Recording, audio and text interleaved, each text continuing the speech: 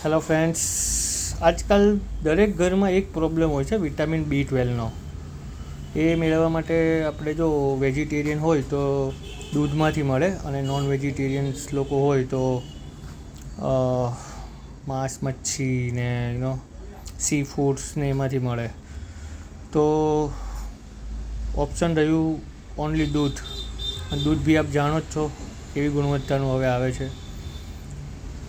તો B12ની ઉણપ જેને હોય એને શું થાય કે પગમાં ખાલી ચડે, ગોઠણનો દુખાવો થાય ને સ્કિનમાં પ્રોબ્લેમ થાય. એટલે B12નું ખાલી એક જ સ્ત્રોત છે દૂધ. તો હવે માર્કેટમાં ઘણી ખરી દવાઓ હોય છે, એમ્બિશન SL છે, ન્યુરોબિયન ફોર્ટ છે, ન્યુરોકાઇન OD છે.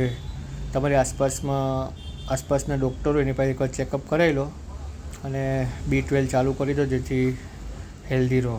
કેમ કે B12 એટલા માટે જરૂરી છે કે આપણું બ્લડ જૂનું ને જૂનું સર્ક્યુલેટ ના થાય, નવું બ્લડ જનરેટ થાય, નવું બ્લડ બને, જેથી કરીને તમે હેલ્ધી રહો. એટલે પગમાં ખાલી ચડે ને એવું બધું ના થાય. તો B12 ચાલુ કરી દો. બહુ જ લોકો ઘરે B12નો પ્રોબ્લેમ હોય છે. Thank you. Stay healthy. By.